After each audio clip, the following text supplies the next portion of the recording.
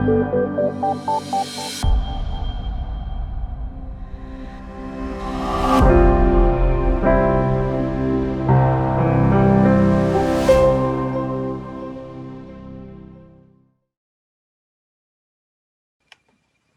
pleasure to present you Aldessa Georgiana Likan.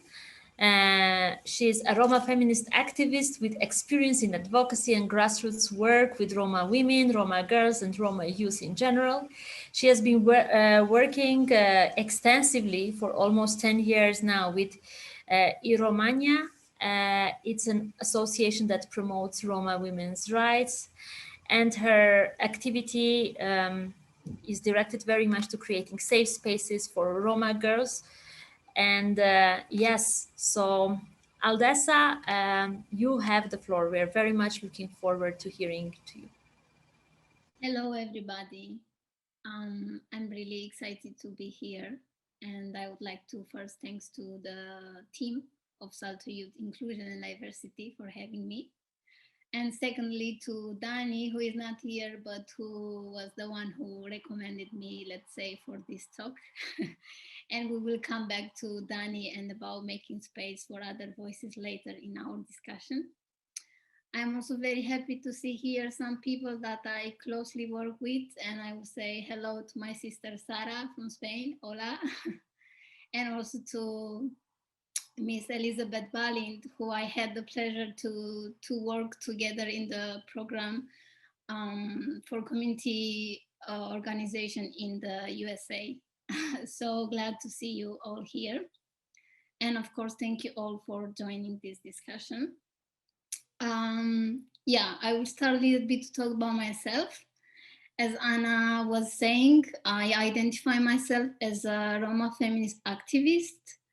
I'm from Romania. I'm 26 years old. Actually, soon I will be 27. I work in Eromnia, which is an organization for promoting Roma women rights.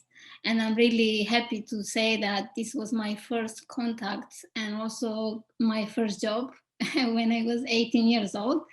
And I'm very lucky because, you know, I find this job who is about a collective, about sisterhood, about feminism, solidarity, and many principles and values that I believe in. Just shortly about what we do in the organization. It's, yeah, as Anna was saying, we work in communities, especially with Roma women. We found groups, we call them groups of initiative, and our work is based on community organizing and advocacy. Now, it's I need to go a little bit to what does Roma community means, because maybe not everybody it's you know, like not everybody knows about us. Even if Roma community is the biggest minority in Europe, there are still people who doesn't know about us, or people know about the Roma community as actually under the name, which is a slur name. I don't want to say it, but anyway, I have to, so people understand. It's the name that is not correct at all, used for the Roma community. It's the Gypsy one, which used internationally. But as I was saying, short history about the Roma community. Our root is in India, but the Roma people left India like 1,000 years ago. So, and of course, we went through different countries, global. So you can find Roma people, Roma communities everywhere, mostly. In Europe, in America, in Brazil, everywhere in the world. And it's also the Roma community, a thing that we need to really know and understand is that we are very diverse. But what we have in common is the fact that, and here I will go a little bit about the fact that this year, 2021, it's already 50 years since the International Congress of Roma People took place in 1971 in London, when many people, Roma activists, came together from many different countries and build up on a common identity for us as Roma people, because we don't have a country. But we have the Antim, which is called Gelem Gelem, and you might heard about it because it's quite popular. Then we also have a language, a standard language, which is called Romani or Romanes. And it's very different than Romanian, because it's this confusion that Romanian and Roma people are from Romania. No, no, no. We are also in Romania, but we are not just, just here. And another common thing that we have is our anthem. And yeah, maybe I would have the opportunity to show it later when I will start sharing my screen, so you can really see it. And of course, if you will have questions about this later on, I'm really looking forward for this.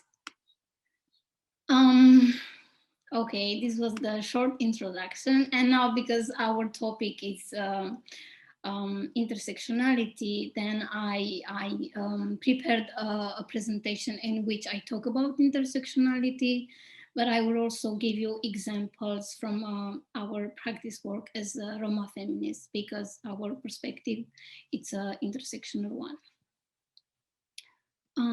Just a second and I will start my, oh, thank you, Maria, for giving the link of the IM. Thank you very much.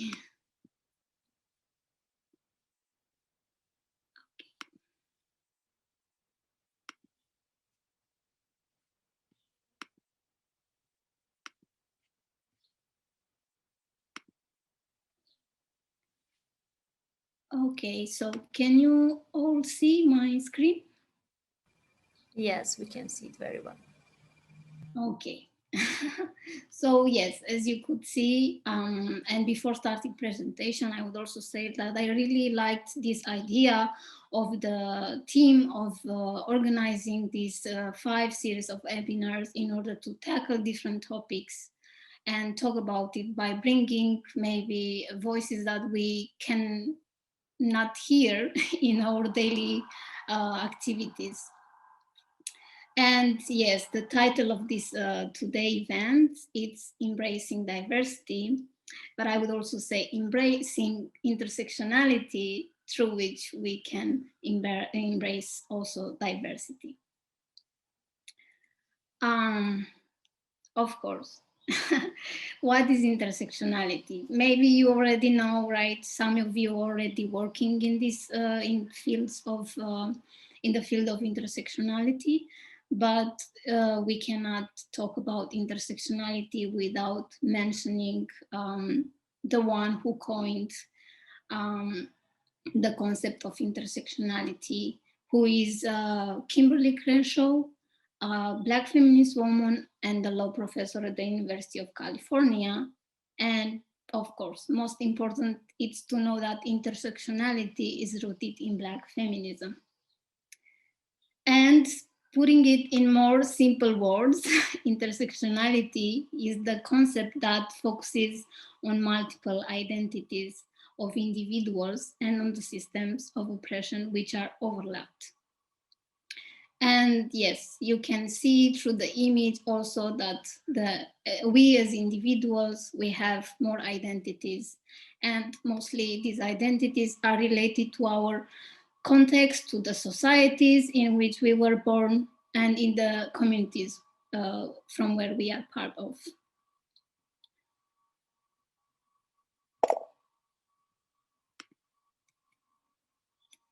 Okay. Speaking about Crenshaw, the one who coined intersectionality, first of all, in 1989, she explained intersectionality by the example of how Black women were discriminated against in the labor market but by not having access to jobs, same as white women and black women were having, right? And maybe we all know that black women, but not just black women, also Roma women in our case, we can be firstly discriminated because of the two identities we have and we cannot go apart from, which are race and gender, and in our case ethnicity and gender. So this is like the most basic example referred to the two identities that we can have as women, race and gender. But of course, through the time since the 89, the concept of intersectionality has received many definitions. And that's why I really like this concept, because it was somehow throughout the time completed with more identities, with different perspectives, and most important, with life experiences, which made the concept of intersectionality so complex. Because yes, this is not a simple concept, and maybe we already saw it.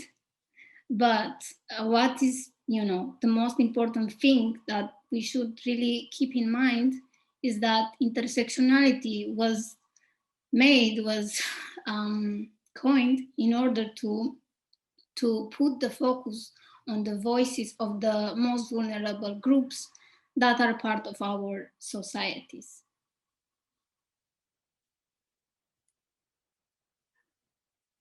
And this is something that I was always discussing with my own colleagues from the organization, also with other colleagues from other countries, that sometimes we think that intersectionality, it's difficult to put into practice. And yes, it is difficult, of course. And I really believe it is like that because so that are the oppressions, the system of oppressions that affect individuals based on their multiple identities like gender, race, class, sexuality, age, religion, color, disability, and so on. Because we all know, right, that systems like racism, sexism, and classism are not easy to deal with either.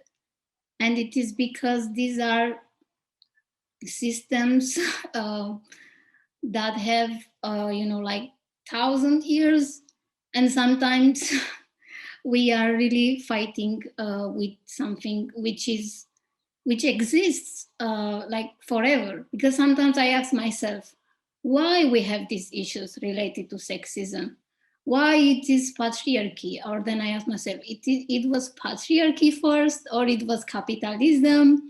It's capitalism, and after it's patriarchy, and all these systems which are really difficult to deal with. And again, that's why intersectionality is so useful, because it helps us to identify, first of all, of these systems and to fight against them.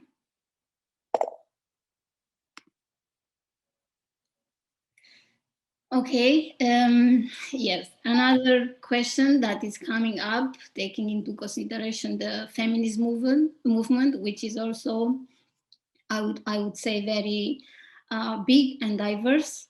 It's why intersectionality is essential into today's feminist movement. And I think also the picture, I put it here, taken from the internet, of course, which says intersectional feminism forever. It's really the way of the feminist movement. And this is because the intersectionality theory, it's made in order to help us see the inequalities that already exist within the societies. But it also emphasizes the differences between us as women, right? It also focuses on the diversity of a person identity. It's about the struggle of empowerment, and most important, it's about solidarity, because it shows us very clearly the power relationships within the society, within the community, sometimes even in our families. And it's also about the oppression and privileges. And that's why we need to talk about privileges, right? Because I really find through my work, through my discussions within the feminist movement from Romania, that sometimes it's a little bit hard to talk about this part related to our privileges. But it is important not to, make people apart and to say, okay, you are more privileged, we are unprivileged, then we stick together and we are fighting for ourselves. No, it's not like that. We talk about privileges in order to really find our best allies in the fight against the social justice. And most important, being aware of our own privileges. It's helping us to use them, right, in order to contribute to the social justice in general.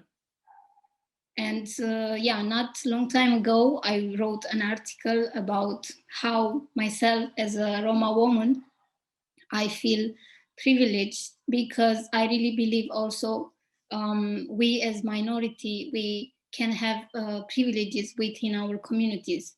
And I'm saying this because, for example, I am Roma and I come from a not very privileged background, let's say, related to financial situation and access to education and information. But the privilege I'm very aware of is the one of my white skin, which gives me a lot of access. And, we need to speak about this in order to, again, come and bring up the voices of the most vulnerable people. If I'm talking too fast, and like if there is something you would like to really ask right now, you can do it, because sometimes I just talk and I don't. Maybe it's already too much.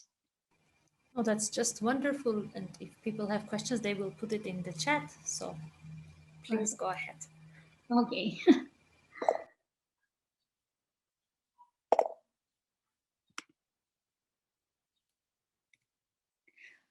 Yep. One of the quotes that I really like, it's the one of Flavia Jordan, who is intersectional feminism. She has roots. She has Latina roots, I think, and she writes a lot about capitalism. And she said, "My feminism will be intersectional, or it will be bullshit," right? And I put it together with the thing that I really believe that we all as feminists should know that our role, actually, our role should be about equalizing the balance of the system of inequalities, and this is in order to, again, to what I said earlier, to use our privileges by stepping back and bringing the most vulnerable voices in the front. And here it's not just like this. Oh, I find you are the Roma woman in this group, or you are the Muslim woman. Here you go in the front and speak about yourself. No. It's more than this. We need constant support. We need constant how to say, to feel that we are in a safe space, in a safe, that we are understood with all of our identities and our history background. And that's why I really believe that only in this way our feminist fight will be successful to achieve gender equality, when we will talk and bring to the table all the voices, and not just the white or the rich or the nicely people who talk nicely, let's say. And this is right, the question actually of the event. How can not only your organization, because I think we all still have to do a lot in order to find ways and solutions in order to develop an intersectional perspective and to incorporate intersectional approaches into our work, in our practice, right?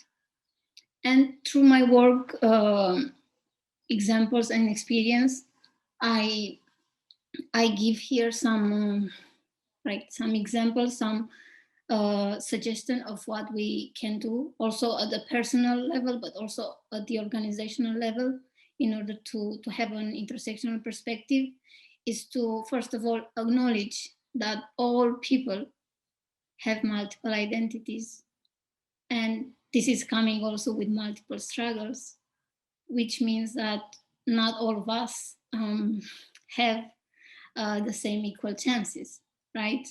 And here I will give an example. We work in 3 different cities from Romania. 2 of them are in urban areas and 1 of them is rural. And we can really see the differences. Sorry.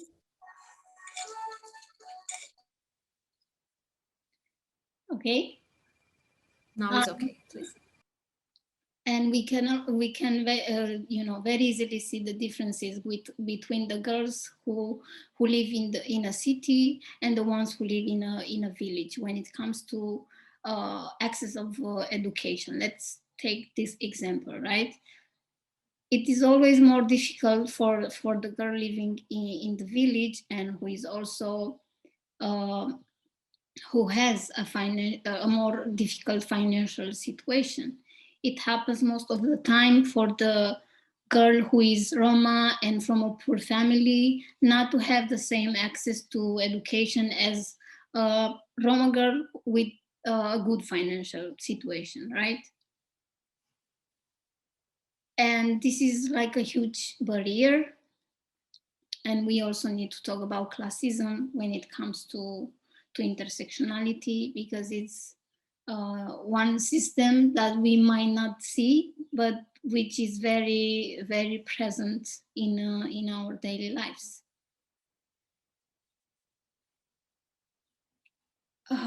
Another thing we should all acknowledge is that people are discriminated against based on the intersection of their identities. We cannot see one identity, separated from the other.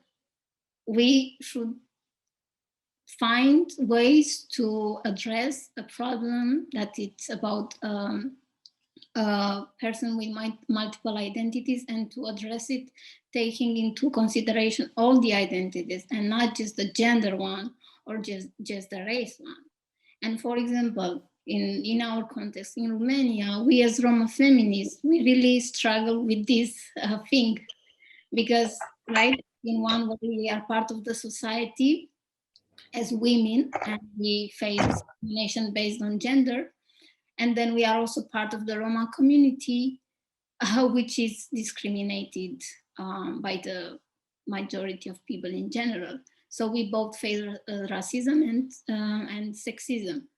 And there are ways in which we are part of the Roma movement where we also face sexism. And we are part of the non-Roma world where we face both racism and sexism.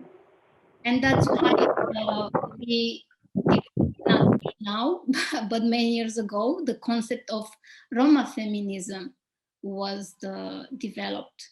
And it talks about Roma women by taking into consideration their identities. And here I was also giving some examples, right, of how Roma women are discriminated, but also, for example, when it comes to religion, Muslim women, they are discriminated against their gender and also against their religion. Trans Black women or trans Roma women are discriminated against their gender, their race, also their color, and so on. And this is not just to, just to focus on the one identity. And that's why these examples are showing us that we need to take into consideration the person as a whole of identities, I would say. And as I said earlier, it's we need to address the problem by taking into account and not by reducing the person only to one identity. And most important thing, it's to create intersectional policies, right? Because practice is also showing us that if we don't create policies, if we don't change laws, it is more difficult to apply and to see, not to apply, but to see big differences. Another important thing that we should all do is to really hear the voices of the people that are most affected by the system of oppression. And here it's why we as an organization found these Roma initiative groups, because as I said, the community is so diverse, and sometimes our needs can be also very diverse, right? We as Roma feminists who have an educational background and access to information, we cannot say that we have same needs as those people from my community who are living daily, walking through the mud, right? Because yes, we are in the 21st century, but we still have this problem related to very basic needs like infrastructure. And we are still fighting to have good roads or access to water, right? And maybe it's difficult to imagine, but this is not happening just in Romania. This is happening mostly everywhere where there are Roma communities. And we cannot talk about feminism from the perspective of all women should be equal to men in order to have the same access to job, when women from our communities are telling us we need water. And this, and this is a problem that affects women, which become for us a feminist problem, not just a community problem, because it's most affecting the women who are daily living in the communities, who are taking care of their children. Oops, I think it's not yet. I didn't finish, sorry. Yes, another thing which is very important and which I'm really learning it every day in my work, it's to step back and support those people to speak about themselves and also for their communities. And here I come back to Dani, my colleague who recommended me, and this is one of the, let's say, characteristics of a good ally, right? When you have access to some spaces, when you have access to some resources, then it is very important to step back and to recommend someone who can speak about their own community and from another perspective. Another thing is to create partnerships and collaborate with people or with NGOs who are doing grassroots work in the communities. And for example, we as a Roma women organization, we have partnership with also organizations who are working with Roma people in general, but also with organizations who are working with the LGBT community. Because also Roma people are, sometimes they are in between all of these communities. And we create this partnership in order to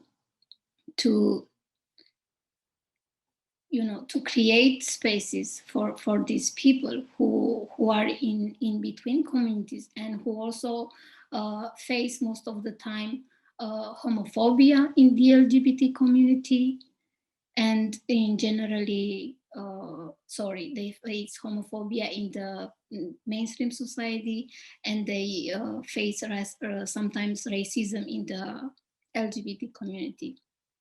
Because yes, we live in a society in which also racism is for many years ago, and we all need to to really say it in order to fight against it. Because if we try not to say these words, that we have structural racism, or that we face homophobia or sexism in our own communities, then what we do is just to become more frustrated and not to feel actually as we should in those spaces, which should be safe spaces for us. Also, another thing that it is important to do, it's to develop projects, right? And campaigns, because also intersectionality and making space, it's about giving access to resources to those people who don't have this access. And the last thing, it's change laws. And here I will tell you a little bit about the discrimination law that we have, right? Everybody has it. And even if in Romania, the feminist movement exists for many years ago, in the discrimination law, the multiple discrimination term was introduced just in 2006. And this happened after a group of activists and feminists made advocacy for a long time in order to bring this concept in the discrimination law about multiple discrimination, which was more um, focused right on the women with multiple identities, like Roma women. And why it is important, again, because this can make a difference. Of course, we still see examples when we have cases of women who are discriminated against, and we also know that police or another institutions, they don't apply exactly the law as it should be. But I think it's for the long term, it's good to have the laws changed, and then through by doing our work in to put pressure on those people with power to really apply it. But first thing is to have this as part of the law. And at the end, here are some references, about intersectionality, the talk of Kimberly Crenshaw speaking about the urgency of intersectionality, which is very valuable and makes us understand a lot about intersectionality. And I will also give you more references in the article that it's followed by this discussion. Yeah, thank you very much for your attention.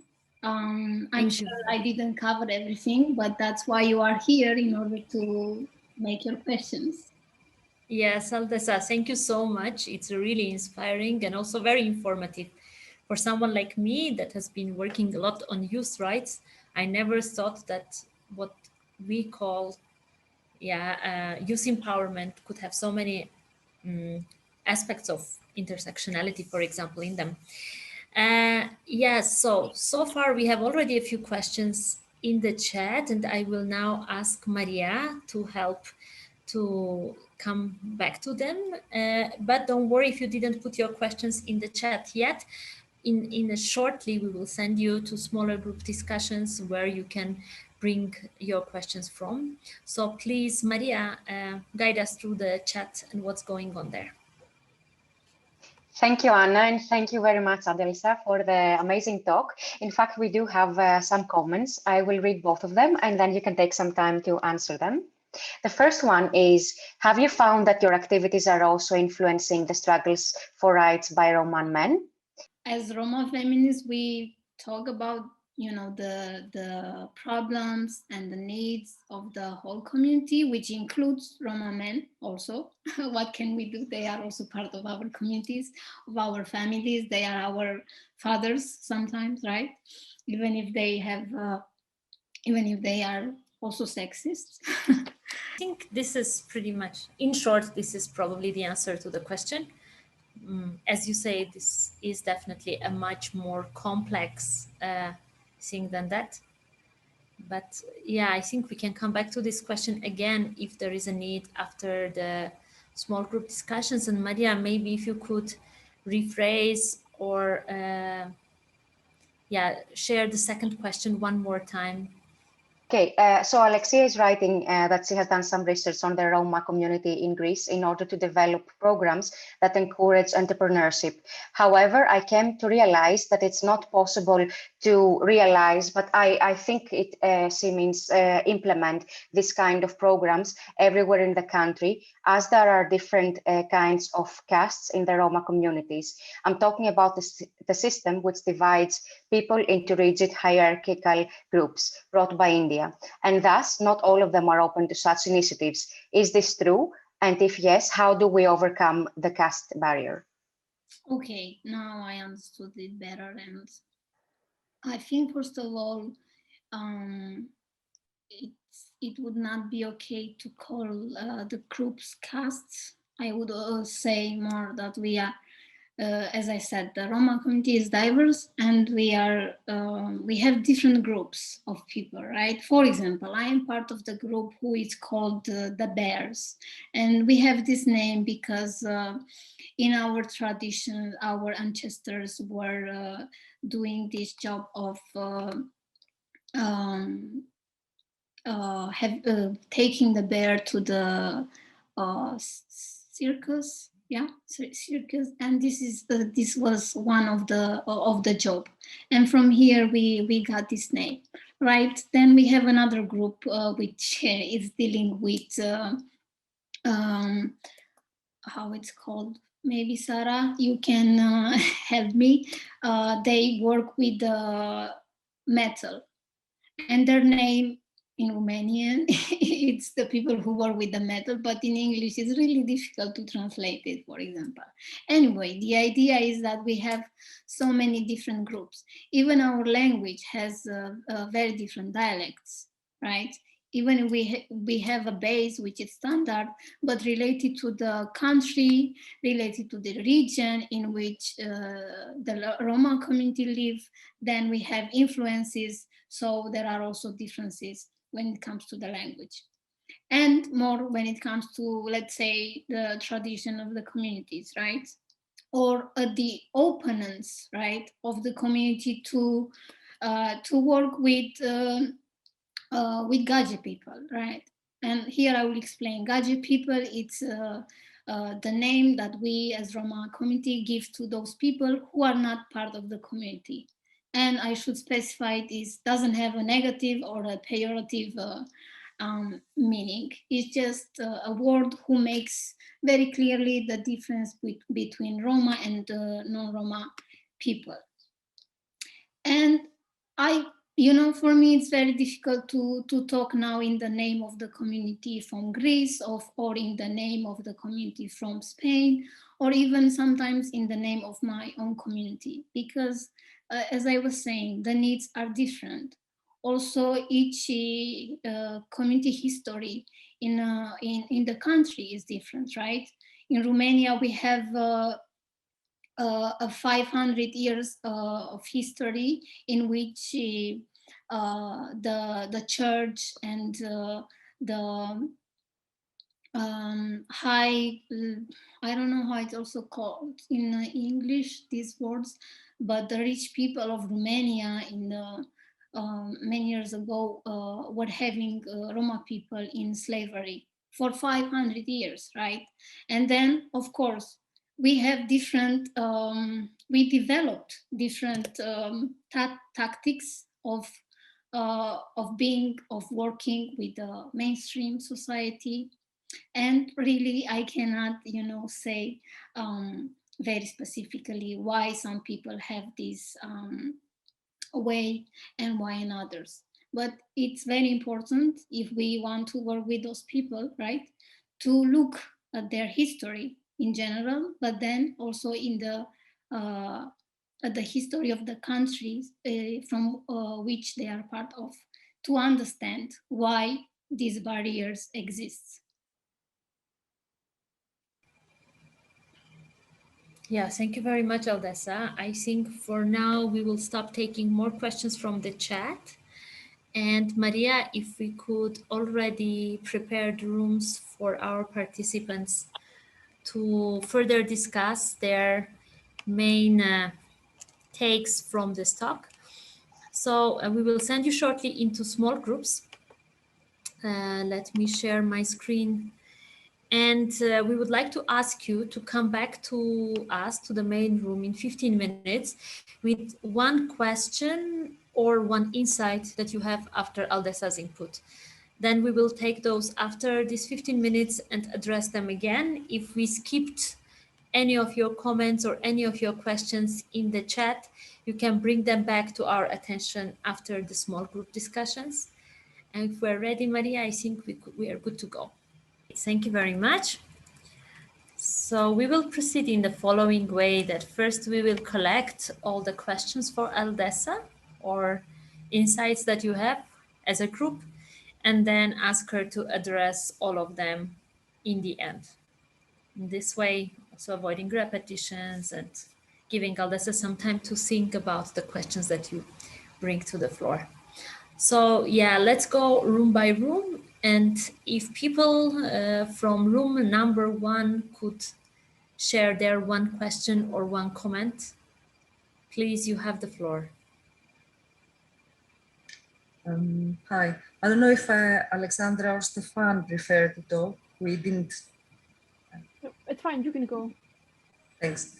Basically, we were consumed talking about how do we persuade the Roma people to follow this kind of programs if they don't want to. And we gave the example of a 10-year-old kid that stops going to school because he gets married next month. And, and his wife has 3 children by the age of 17. And then obviously they cannot follow these programs that are offered that can eliminate, let's say, to a degree, sexism and offer more opportunities to them. How do we persuade them if they don't want to do that, or if their parents don't allow them to do that? And by the time they're older and can decide on their own, it's already too late because they have other things to do, they have to support their families. And it's a whole different culture that we cannot force them to change the different culture. We can only offer them the opportunity, and they are the ones that choose what to do. And very often it is impossible to persuade them to come. It is, for me, it has been impossible in many occasions. Thank you. Thank you very much for your question. Aldessa, let's take all the questions at once and then address all of them in the end in this way. And, but I think it would be a little bit more difficult. Okay, yes, please, then go ahead and we just will ask our participants to keep their questions precise so it's easier to. Because you all know English is not our native language, then it's more difficult to. Yes, let's say I was expecting this kind of question, to be honest, because we have this struggle when it comes to the access to education, like to education related to the Roma community, and especially to the access of girls to education. And it's one of our topics. And I will just tell you how we are trying, to increase the access of education to girls. But first, I would say that I personally believe that education, it's not, the way for everybody, right? And but at the same time, I am very aware of the fact that education is opening up new roads and new opportunities for us as individuals. Doesn't matter if we are part of a minority group or we are part of the mainstream societies. And by saying this, then I will tell you a little bit about the mentorship program that we developed in 2018, almost 3 years ago. And we developed this program, which is called also Sisterhood Program, in order to increase the access of Roma girls from the 3 communities in which we work to education. Because yes, we see that some girls stop school, maybe most of them at the age of 14, right? Or maybe or even earlier. And there are many factors. One of them is, of course, the financial situation. Another one can be the responsibilities that are given by the family to the young girls, also sometimes to the boys, in order to quit school and help them with different works.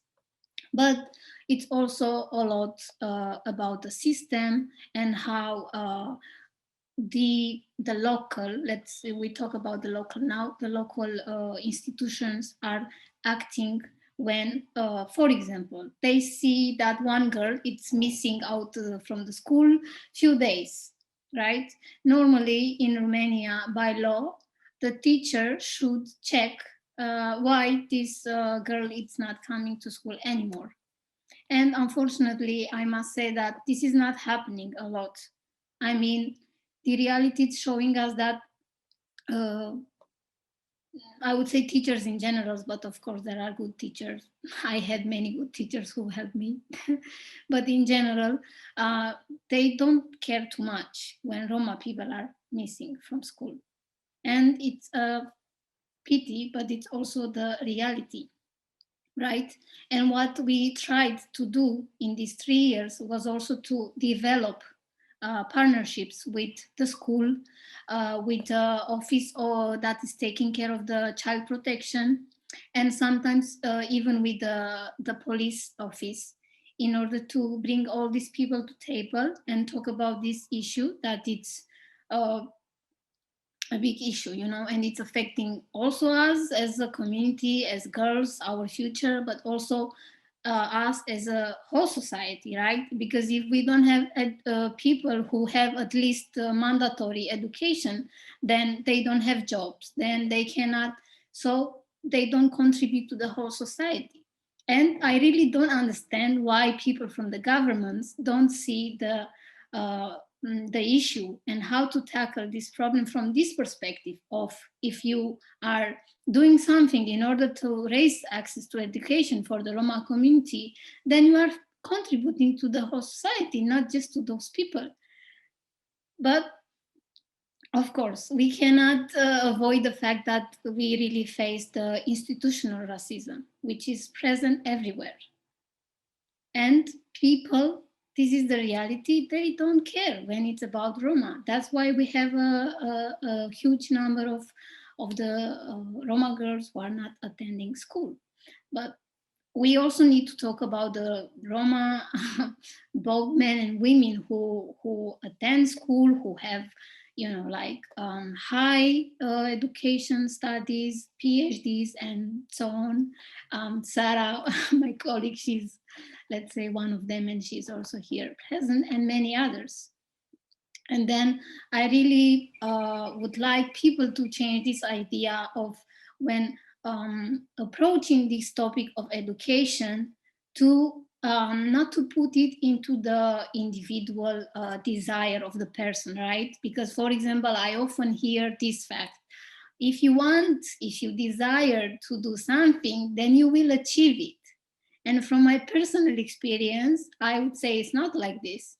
I desired many things, but if I wouldn't have the help of one teacher from the school, another neighbor who supported me with advice, with directly with money, paying my hostel, for example, one teacher for 1 year of the university, then I wasn't able to maybe to be here and talk about these problems now, you know. So that's why we really need to approach this topic in a good way.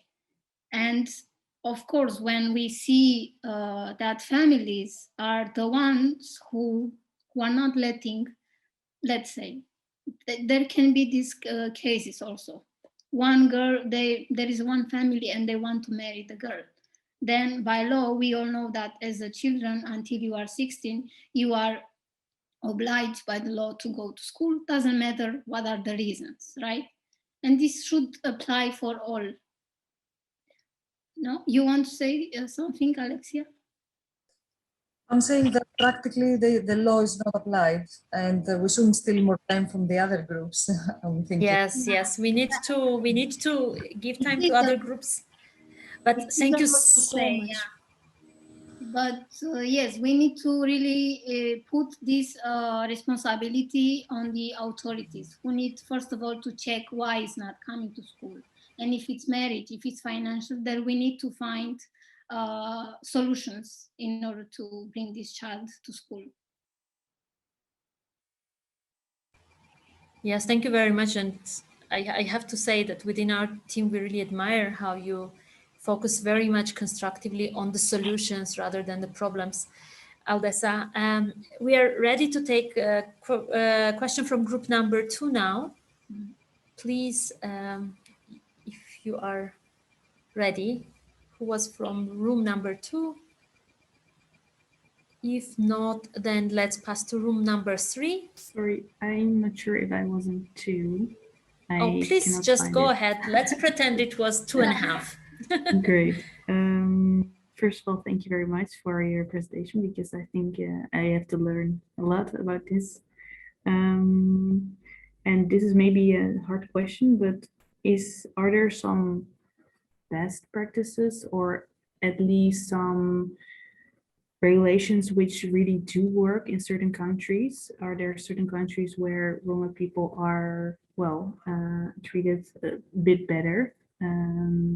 Are there some examples of that?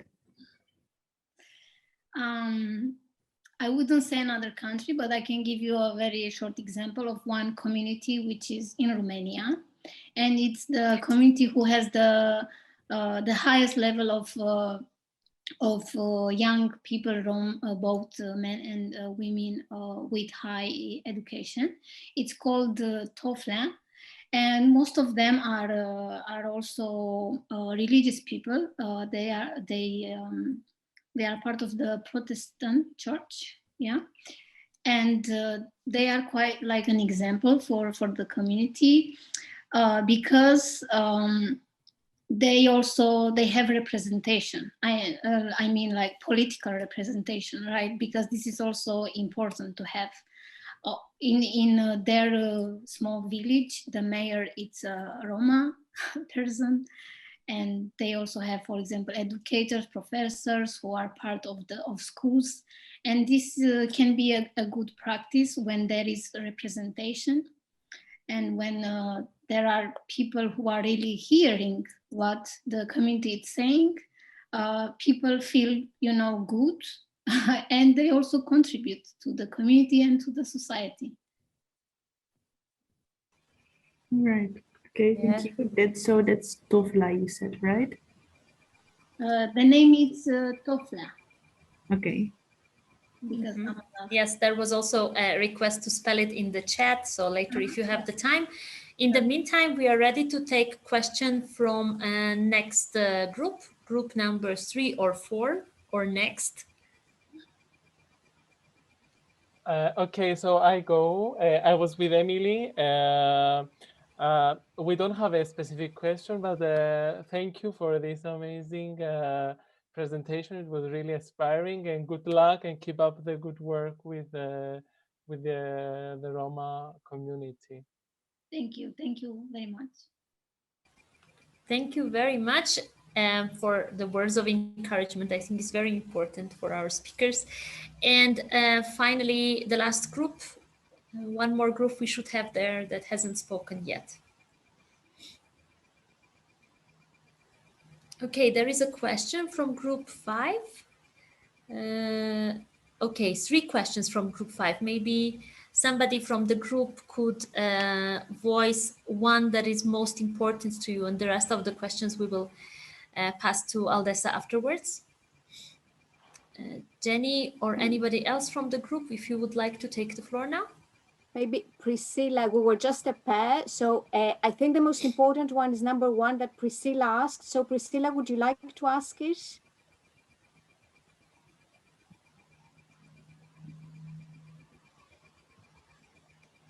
Okay, maybe then yes, we can... sorry, yeah, I had a problem with my mic. Yes, I was thinking, I work for an organization who supports youth work organizations.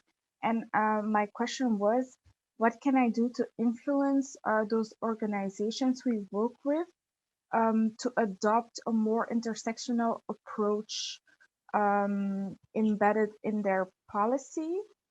Because I would like to write an article afterwards, or make a presentation about it during another webinar. So how do you think we can translate the intersectionality in feminism to youth work? Mm-hmm. Yes, I would say that this is a complex question, and maybe if I cannot answer now because we are running a little bit of time, I promise I will put it in the article more specifically from my own perspective, because now also my work is more focused with youth groups from the organization, and I will try to put it in the article the way we try to do it, which is not perfect, of course, but yeah, I will be happy to share it. Okay, thank you very much. Thank you also. Yes, this is also to remind everybody that after each of the ID talks, we also ask our speakers to produce a short article on the same topic that their talk was about. And so, yes, we will pass all your comments and all your questions to Aldessa, and they will inform her article further. We had one amazing question in the chat just before the break, and I would like to bring it to your attention, Aldessa, and maybe this will be the final question for today. So the question was the following. Let me find it. Okay, yes. So in your work as an activist so far, what do you feel, you said so many times, but you don't feel that was heard enough? Maybe one key message, one thing that you struggle the most to convey, and it's still not just there. Yeah. I would say that in my activist work, there are many things that I always say and people don't really pay attention. But the most is this, that we as Roma girls, as Roma women, who also have other identities related to maybe religion, class, sexual identity, we face different issues. And we want the whole society, but also the feminist movement and the Roma movement to address our issues, taking into consideration all the identities, because we really struggle, and more, I would say more in the Roma movement, we have with the thing that we always say, okay, you also need to speak about us, the women part of your community, it's not just in general, because okay, racism also affects us, but we are also women and we have different issues than you men have. And I would say that in the feminist movement, we really, through the years, our colleagues understand more, and our perspective is mostly present in even if it's a protest, even if it's a manifest, even if it's a policy that they make, they always put our perspective. But unfortunately, when it comes to the Roma movement, we still have a lot of work to do. And I would say that maybe it is because people are afraid of the fact that when addressing too many issues, then nobody will solve anything, you know. And then they address just one issue, that of racism, which most of the time doesn't include all of the members of the community.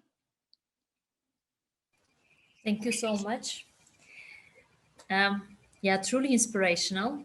And I'm sure that most of this inspiration, if not all of it, was captured by Olaja, our graphic recorder. I bet many of you forgot about it already, but we didn't. And this is an exciting moment, very close to the end of our ID talk. Olaja, you have the floor now, and we are very ready to see what you captured out of today's ID talk. Thank you very much. Can you confirm that you hear me okay? Yes, yes. In your real voice. All right. Super. So now I should be sharing a screen, hopefully. Okay, because I cannot hear you that well, but hopefully you can. So if you just give me another sign, it's okay.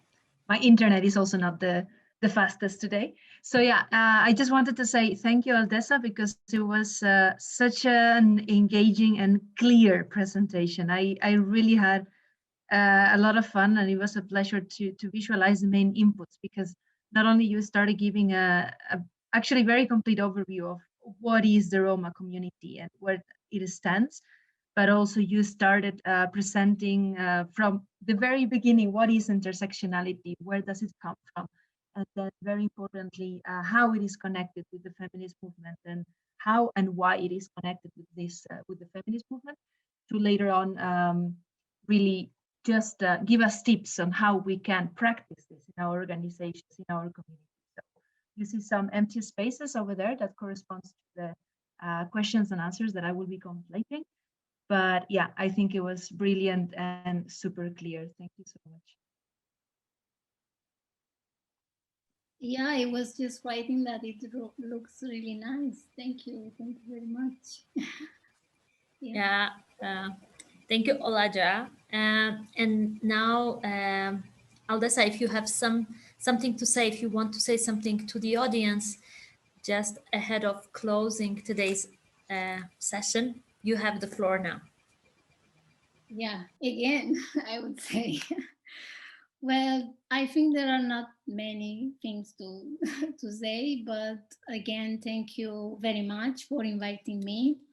Thank you, all of you, for participating and for all your questions. All of them were really good questions, and questions who challenged me a little bit. But yeah, this is also part of the of the intersectional feminism. We always like to be challenged.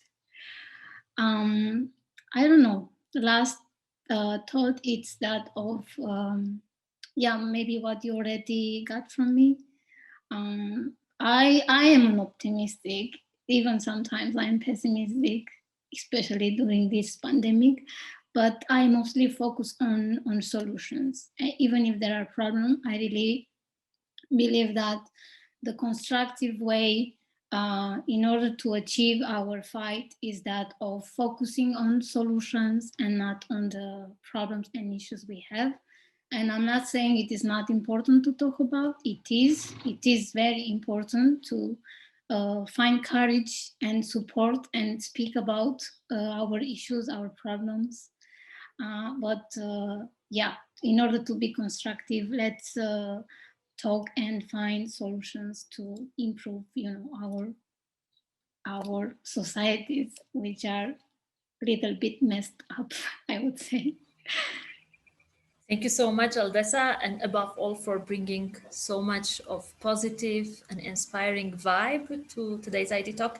If you have a one-word feedback after today's session, you're welcome to leave it here before you go. And now, because this was the last one of the series of Embracing Diversity, I would like to give the floor to Maria from Salto Inclusion and Diversity for her final remarks for today. Maria, you have the floor. Thank you, Aldessa, and thank you, Anna. And I choose to think, I'm back. I choose to think that this is the final, but final for this year.